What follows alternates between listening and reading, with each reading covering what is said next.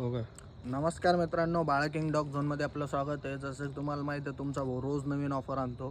तर आज आपल्याकडं ऑफर वगैरे काहीच नाही आहे, पण आपल्याकडे एक बेस्ट डील आहे, ज्यानं तुम्हाला माझ्या चॅनलला फॉलो करणं पडेल आणि यूट्यूब चॅनलला सबस्क्राईब करणं पडेल.